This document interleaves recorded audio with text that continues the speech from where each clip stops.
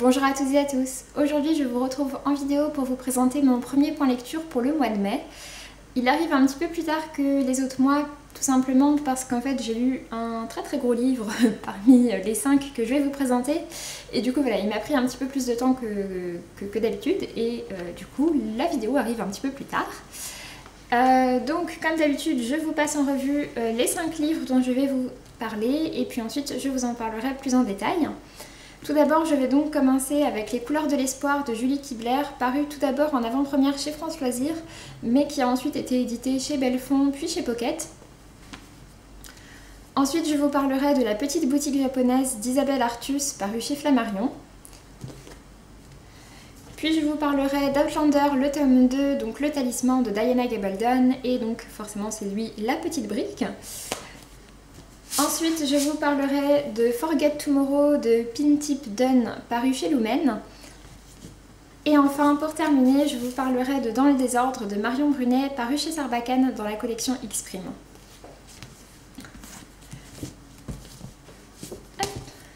Du coup, je vais commencer tout de suite avec les couleurs de l'espoir, de Julie Kibler. Donc moi ici j'ai l'édition France Loisirs quand il était paru en avant-première chez eux avant de sortir réellement donc, chez Belfond. C'est un livre qui, par son thème, tout comme par son titre finalement, se rapporte pas mal à la couleur des sentiments et comme vous le savez peut-être, la couleur des sentiments est clairement l'un de mes livres préférés de tous les temps. Et donc voilà, tout ça m'avait rendue très curieuse de me lancer dans ce livre. Donc cette fois-ci à nouveau, donc, ça traite de la même époque puisque la grosse majorité de l'histoire se déroule donc en 1930, enfin dans les années 1930 aux États-Unis, donc quand la ségrégation est quand même encore assez effective. Du côté de l'histoire, en fait, on va retrouver donc Isabelle, 89 ans, qui va demander à sa coiffeuse noire de partir avec elle à l'autre bout du pays, mais elle ne va pas vraiment lui donner plus d'indications. Donc Dory, sa coiffeuse, va accepter et ensemble elles vont partir. Et finalement, donc c'est tout au cours du voyage qu'Isabelle va faire donc le récit de son histoire d'amour impossible, malheureusement, avec le fils de sa gouvernante noire. Donc voilà, donc c'est cette histoire-là qui se passe en 1930.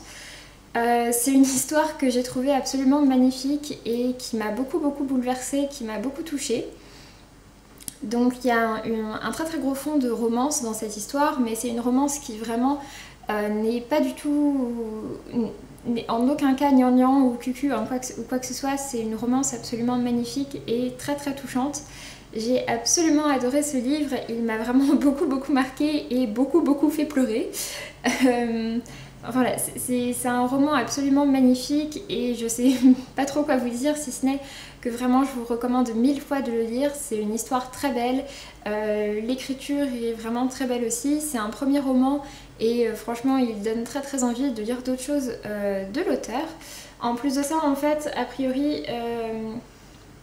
Les couleurs de l'espoir a été en partie inspirée par l'histoire de sa propre grand-mère.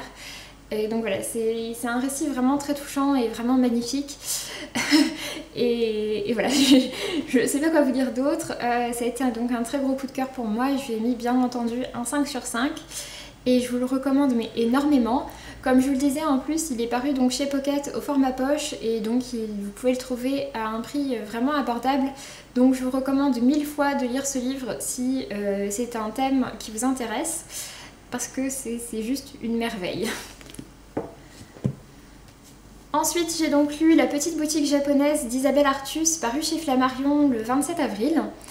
J'ai reçu ce livre dans le cadre d'une masse critique spéciale organisée sur Babelio en prévision donc, de la rencontre avec l'auteur qui était prévue donc, le 10 mai, à laquelle j'ai donc assisté. C'était une rencontre qui était vraiment très sympa, au cours de laquelle on a pu discuter avec l'auteur qui était vraiment très gentil, et donc ça a été vraiment un super moment.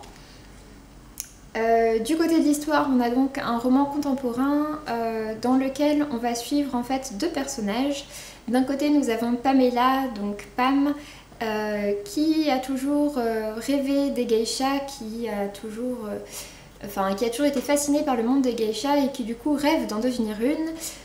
Seulement voilà, elle habite en banlieue parisienne à Melun-Sénart et donc du coup tout le monde la regarde un petit peu bizarrement et ça ne facilite pas tout à fait ses plans.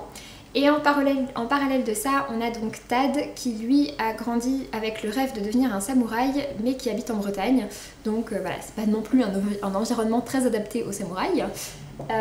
Et donc nos deux personnages vont se rencontrer, vont s'aimer, mais finalement ils se posent chacun beaucoup de questions, enfin surtout lui, et ils vont décider de se séparer et tout ça va les conduire au Japon. J'ai beaucoup apprécié toute la phase au Japon puisque nos deux personnages qui étaient quand même très idéalistes et un petit peu à l'ouest et coincés dans leur truc vont devoir un peu confronter leurs idéaux avec la réalité. Et donc voilà, j'ai trouvé que ce passage-là était très intéressant. Il n'est pas très simple, mais pour ma part, c'est vraiment ce que j'ai trouvé le plus intéressant dans l'histoire. C'est un roman qui parle beaucoup de la recherche de l'identité, de la quête de soi-même, et avec beaucoup de questionnements. C'est un roman que j'ai vraiment beaucoup apprécié. Non, beaucoup apprécié peut-être pas. C'est un roman que j'ai bien apprécié, j'ai trouvé que ça se lisait bien, que c'était assez frais, que l'écriture est poétique. Mais après voilà, ça m'a pas non plus méga embarquée. Je suis restée un petit peu en retrait par rapport à l'histoire et j'ai donc mis un 3 sur 5 à ce livre. Après malgré ça, c'est un livre que j'ai bien apprécié et en plus donc l'auteur est vraiment très sympa. Ensuite, comme je disais, j'ai donc lu pendant à peu près une semaine Outlander, donc le tome 2, Le Talisman de Diana Gabaldon. Je l'ai mis en pause le temps du week-end à 1000 parce que c'est une écriture absolument toute petite et qui a énormément de pages, j'ai fait 950 pages. Donc voilà, j'ai préféré le mettre en pause pendant le week-end à 1000 et je l'ai repris le lundi soir pour pouvoir le terminer. J'ai à nouveau beaucoup apprécié ce livre. Pour vous faire un résumé de la série Outlander de manière générale, on y retrouve Claire qui est Claire donc en 1945. Avec son mari, à la fin de la guerre, ils vont décider de partir en Écosse pour un petit peu se ressourcer. Seulement Claire va être transportée en 1745 en Écosse toujours. Et donc elle va entre autres faire la rencontre du très beau Jamie l'Écossais. Et donc il va leur arriver énormément d'aventures. J'avais beaucoup apprécié le premier tome et donc j'ai à nouveau beaucoup apprécié le second tome. Dans ce second tome, Claire et Jamie vont se retrouver notamment pour une grande partie de l'histoire en France, mais après ils reviennent en Écosse et comme d'habitude, les passages en Écosse sont de loin mes préférés. Je suis complètement transportée par tout l'univers écossais en 1745, je sais pas, voilà. Je suis tombée complètement en amour devant tout ça. Donc voilà, j'ai beaucoup apprécié tout ça. Sinon, toute la partie sur la cour française m'a également beaucoup plu. J'ai trouvé ça très intéressant. Il y a une dimension historique qui est quand même très importante dans cette série. Et la romance également est l'autre pilier, on va dire, de l'histoire. Sinon, ce tome 2 est un petit peu particulier dans le sens où au tout début, en fait, on est un petit peu paumé. Et à la fin, on revient en fait à ce qui est présenté au début. Enfin bref, ça m'a un petit peu perturbée au début. Mais bon, on s'y retrouve quand même assez vite. Et par contre, la fin de ce tome-ci, je m'y attendais tellement pas. Je m'attendais tellement pas à trouver ces éléments-là de l'histoire aussitôt dans les tomes. Je m'attendais à ce que ça survienne tellement plus tard que j'ai été complètement sur le cul, que j'ai été complètement perturbée par tout ça. Et donc voilà, bref, j'ai pleuré comme une madeleine. J'ai trouvé ça magnifique et affreux en même temps.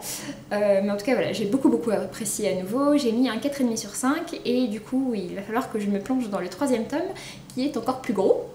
Mais vraiment, c'est une série que je vous recommande vraiment. Si vous hésitez encore à la lire, je vous conseille vraiment de vous y plonger. Ensuite, j'ai donc lu Forget Tomorrow de Pintip Dunn, paru chez Lumen, que j'ai donc lu pour le week-end à 1000. Je pense que vous en avez peut-être déjà entendu parler, donc c'est à nouveau un premier tome d'une série de dystopie young adulte. Au niveau de l'histoire, on retrouve Callie la veille de ses 17 ans. Le jour de ses 17 ans, comme tous les autres adolescents, elle va recevoir son souvenir qui a été envoyé par son moi du futur. Et ce souvenir va en quelque sorte régir sa vie plus tard. Puisque par exemple, si dans le souvenir, on voit qu'on va recevoir un prix Nobel de physique-chimie, par exemple, on va dire, et bah forcément, on va encourager l'adolescent à bosser en physique-chimie, etc. pour le préparer au mieux à ça. Enfin, je pense que vous avez compris l'idée. En tout cas, le souvenir qu'on reçoit va vraiment régir notre vie future. Sauf que Callie, elle va recevoir comme souvenir un souvenir dans lequel elle se voit tuer sa petite sœur Jessa qui a 6 ans et qu'elle adore et dont elle est très proche. Donc forcément tout ça ne l'enchante pas beaucoup. Elle va chercher à tout prix à modifier son futur, sauf que, comme le dit la phrase d'accroche, comment changer son destin s'il est déjà écrit. Donc tout ce concept de base m'a énormément plu. Et en parallèle de ça, Callie va donc retrouver Logan, qui était son ami quand elle était plus jeune, mais avec qui ça fait 5 ans qu'ils ont complètement coupé les ponts. Et donc voilà, Callie et Logan se retrouvent à ce moment-là. Pour le coup, les 80 premières pages, j'ai tellement eu envie de tuer Callie. Pendant les 80 premières pages, on retrouve chez Callie absolument tous les défauts classiques. Tous les reproches qu'on peut faire à l'adolescente standard dans les livres de young adult, l'adolescente qui est complètement neuneux dès qu'il y a un garçon dans le coin, qui est complètement raide amoureuse et qui la rend à moitié débile. Enfin bref, elle m'a vraiment complètement exaspérée dans les 80 premières pages, on va dire. Mais finalement, quand l'histoire se met vraiment en route, Callie doit prendre ses responsabilités, on va dire, et du coup, en quelque sorte, ça la fait grandir, et du coup, ces gros défauts partent assez vite, mais après, c'est vrai que la romance a quand même une part assez importante dans l'histoire. Pour autant, il n'y a pas de triangle amoureux, yes. Mais voilà, Callie est un petit peu énervante au début, mais sinon j'ai absolument adoré l'histoire et toutes les idées de l'auteur, donc du coup ça fait que j'ai quand même passé un très bon moment. En plus de ça, l'histoire est très addictive et très captivante, donc ça m'a permis de le lire assez rapidement. Et je lui ai donc mis un 4 sur 5.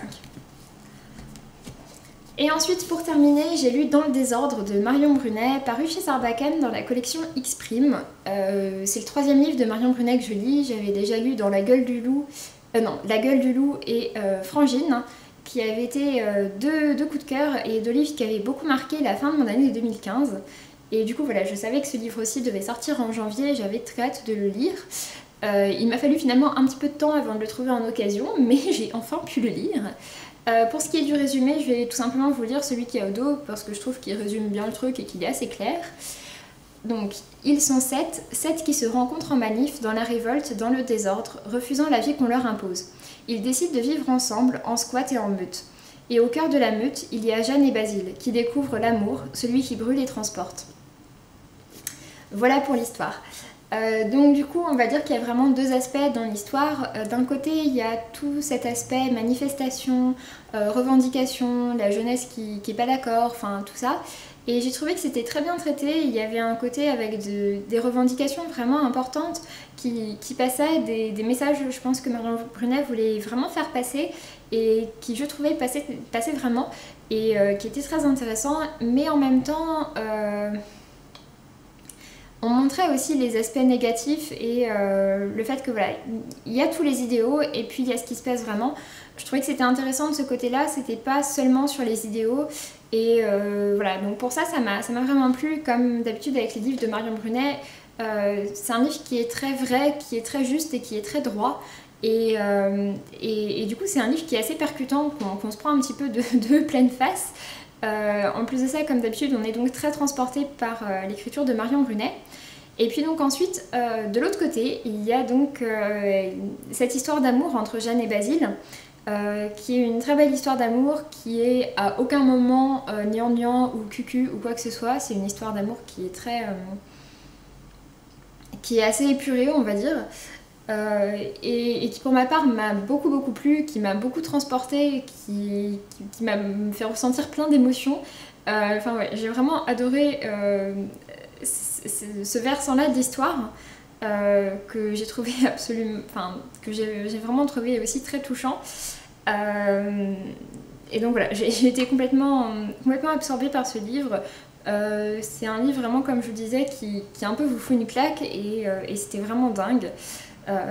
C'est un superbe livre contemporain, c'est un contemporain adolescent, mais on va dire quand même plutôt grands adolescents. Mais en tout cas voilà, c'est vraiment une super belle histoire et j'ai vraiment adoré, ça a été un coup de cœur, je lui ai mis un 5 sur 5. Et comme vous pouvez le voir, c'est quelque chose que je fais quasiment jamais, mais j'ai noté pas mal de passages.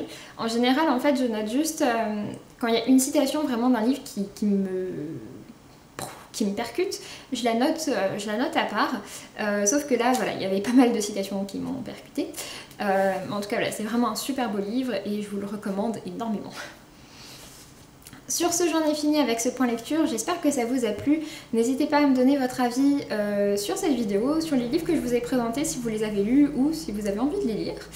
Et puis bah voilà, n'hésitez pas à me dire également quels ont été vos derniers coups de cœur. Sur ce, je vous laisse et je vous dis donc à très bientôt. Salut!